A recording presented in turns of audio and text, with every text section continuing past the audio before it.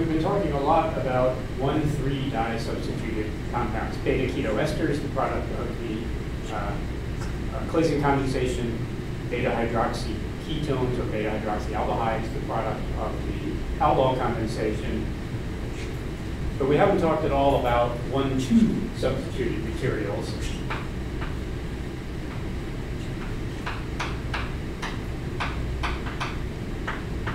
Like, for example, this compound where we have a hydroxy group adjacent to a carbonyl, or even where we have 2 ketones adjacent to each other.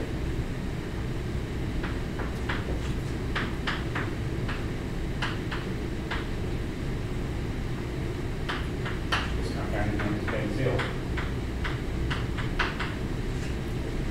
In order to form this new carbon-carbon bond, or this new carbon-carbon bond,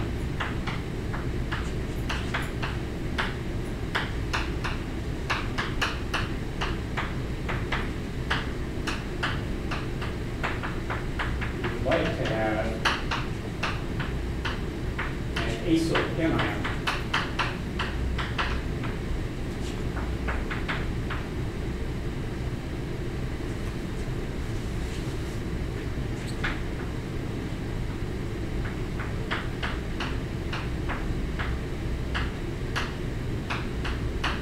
Something like that. But aldehyde hydrogens are not acidic.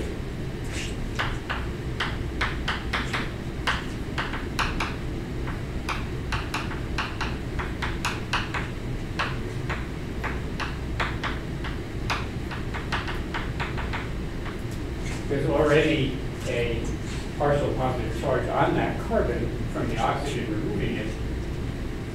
If we wanted to stabilize that negative charge by putting it on oxygen, the resonance structure that would be required would be carbene-like, with an unfilled octet and a lone pair on carbon. And these are simply not stable. So it's not possible to make an acyl Grignard reaction, for example, from an acyl bromide by adding magnesium. It just doesn't work. So what we need is we need to mask that acyl anion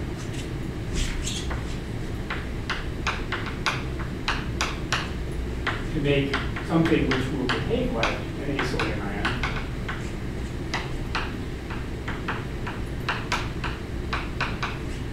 but not actually be a negative charge on a carbonyl carbon like we see here.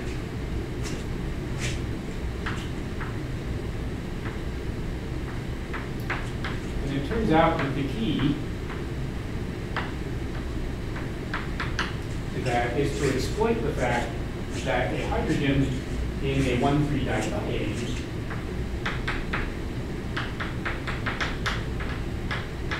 because it's between 2 electronegative sulfurs, has an unusually low pKa for an sp3 CH bond.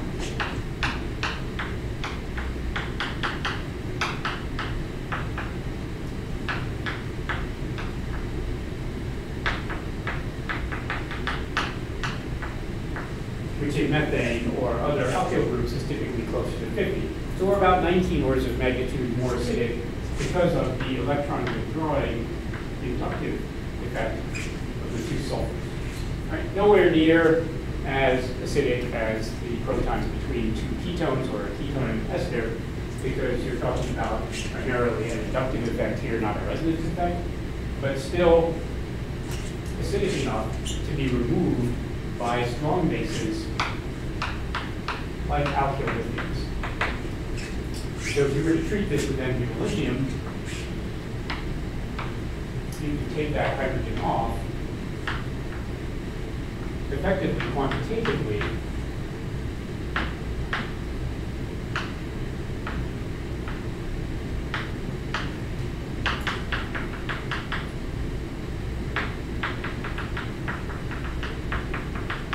because the pKa of the hydrogen in butane is close to 50. which makes the equilibrium constant here approximately 10 to the 19th, and generates the corresponding lithium organometallic with negative charge on that dithiane carbon. This one would be even a little bit more acidic than 31 because it's benzylic in addition.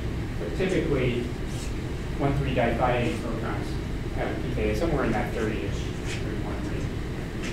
This anion can now add to a carbonyl compound. And if we were to add it to acetaldehyde,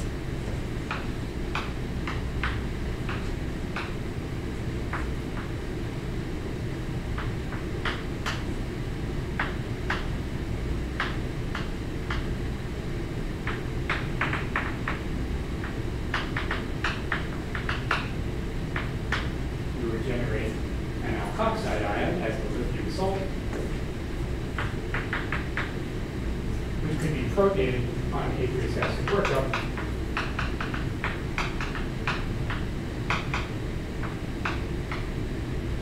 to generate the alcohol.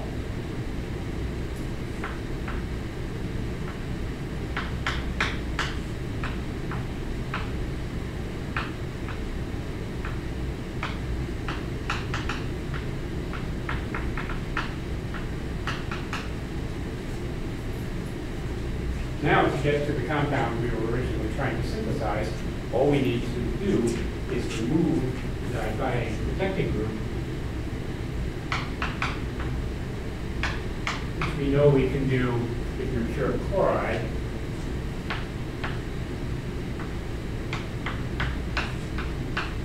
To regenerate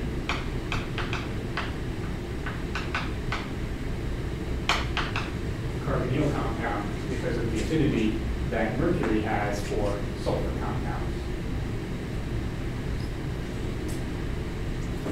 So if we were to write this out as a synthesis,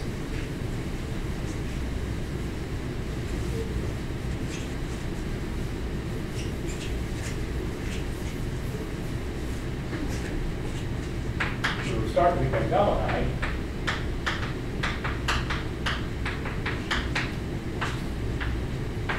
And we would add 1,3-propane-diethyl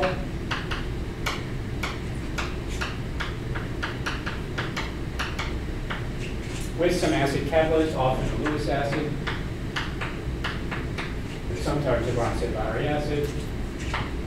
We would then treat the resulting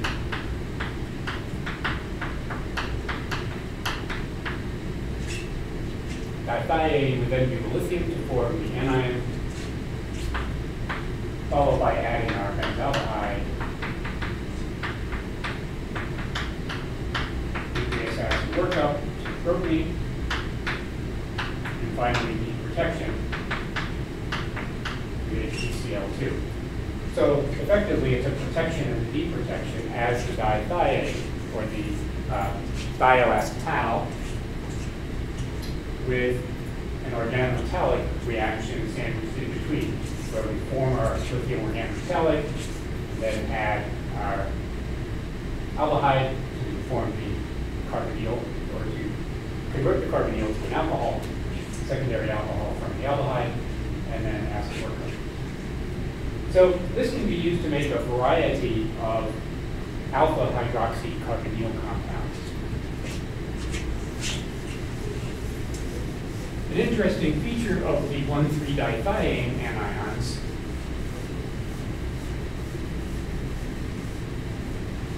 is that the 1,3-dithiane anions, because they are much more basic than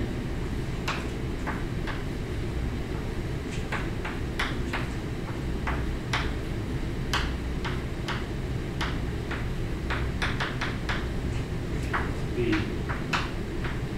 anions we were looking at before, from the 1,3-diones, diones, rather than doing 1,4 addition,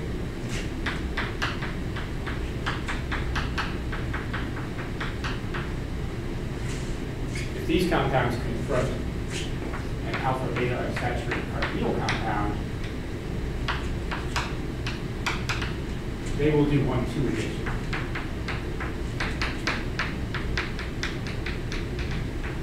Which should not be surprising because that's what we saw for alkyl lithium reagents when we were talking about the reactivity of alpha beta unsaturated carbonyl compounds in the first place. To get the 1,4 addition, we had to switch to the cuprate. So this has an alkyl lithium, a less basic alkyl lithium than butyl lithium or methyl lithium or even phenyl lithium, but still an alkyl lithium reagent. It's going to preferentially react at carbonyl carbon.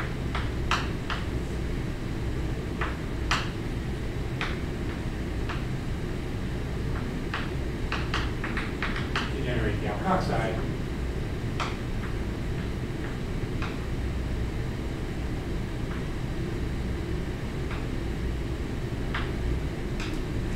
Rather than at the 4th position. This can then be protonated.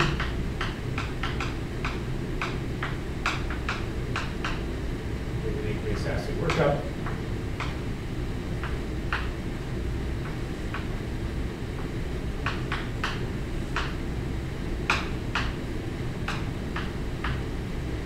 Generate the carbonyl compound. Or start to generate the alcohol.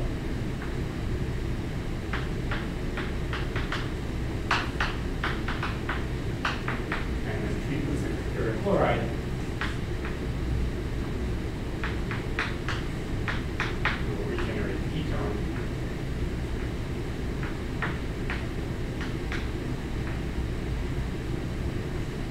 And we will end up with an alpha hydroxy ketone again.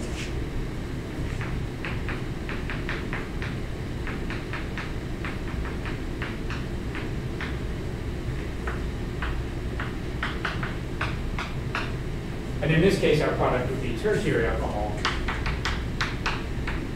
because our starting material was a ketone, as opposed to the secondary alcohol that we got when our starting carbonyl compound was an aldehyde.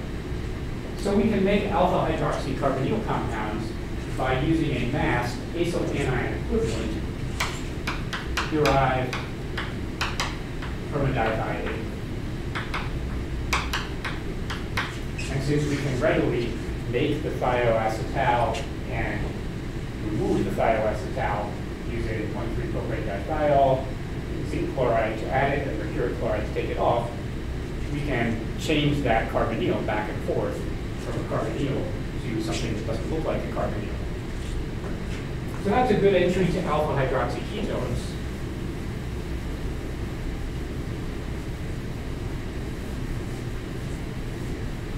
To make diketones, two carbonyls in proximity to each other, we can use the fact that alkyl lithium and alkyl magnesium bromide reagents react with nitriles.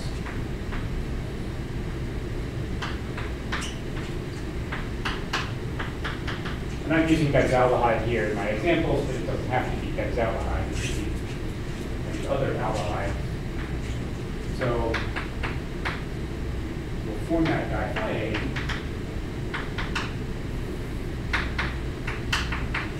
With this acid this time, we have 3.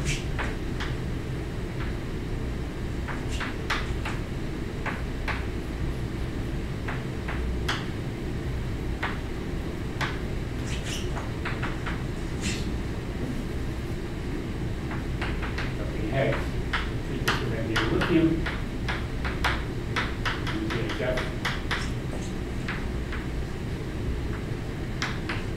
and butyl lithium is actually commercially generally sold as a solution in hexane between 1 and 10 molar. But since the other organic compounds are frequently non-soluble in hexane, it's more common to use ether or THF as the main solvent. This can then be treated with a nitrile.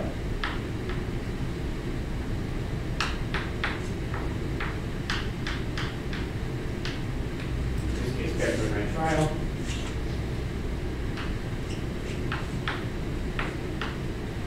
To generate a new carbon-carbon bond.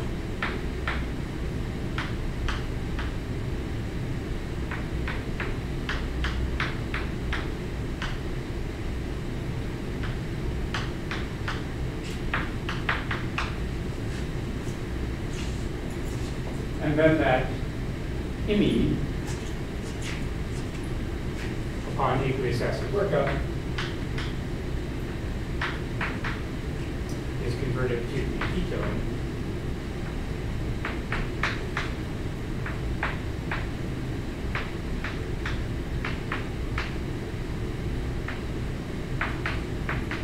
After which we remove the diethyl protecting group.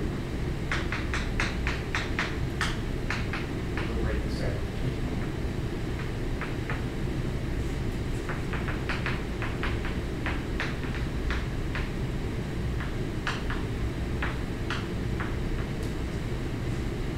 First protonated to form the actual imine, and then imine hydrolysis, you know, is a process, a 6-step process to generate the carbonyl from the imine.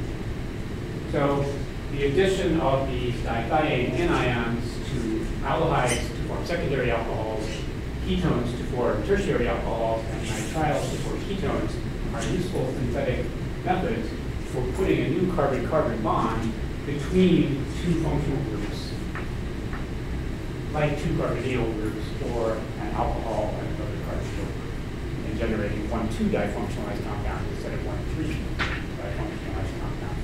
There are other acyl anion equivalents out there in the literature, but our textbook doesn't cover them, so we will limit ourselves to just dithiane